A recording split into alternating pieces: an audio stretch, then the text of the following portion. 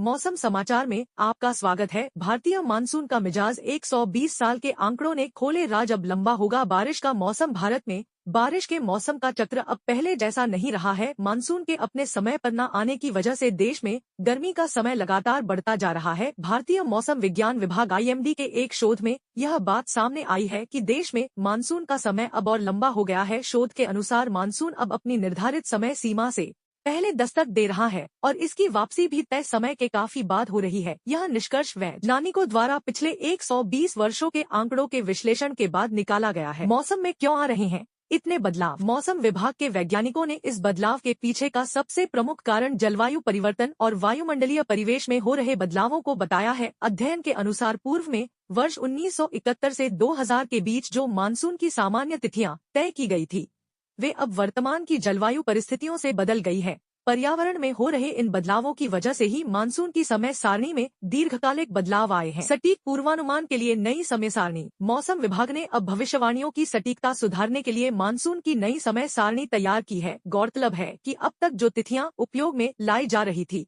वे वर्ष 1901 से 1940 के पुराने आंकड़ों पर आधारित थी, जिन्हें केवल 149 केंद्रों से प्राप्त किया गया था। इसके विपरीत नए अध्ययन में शोधकर्ताओं ने देश भर में फैले 569 केंद्रों से प्राप्त वर्ष 1971 से 2000 तक के वर्षा के आंकड़ों का उपयोग किया है। इन नई और अधिक विस्तृत तिथियों की मदद से अब मौसमी पूर्वानुमानों की सटीकता में काफी सुधार होगा। जम्मू कश्मीर के किश्तवाड़ में फटा बादल घटना में 34 सड़कें हुई प्रभावित, राहत कार्य में जुटी एजेंसियां। मानसून का वर्तमान चक्र। सामान्य तौर पर दक्षिण पश्चिम मानसून की शुरुआत जून के महीने में केरल से होती है। धीरे धीरे आगे बढ़ते हुए करीब 15 जुलाई तक यह पूरे भारत में पूरी तरह सक्रिय हो जाता है। वहीं मानसून की वापसी की प्रक्रिया सामान्य 15 सितंबर से शुरू होती है। हालांकि यह शोध के परिणाम बताते हैं कि अब वर्षा ऋतु का यह पूरा चक्र पहले की तुलना में अधिक लंबा हो गया है।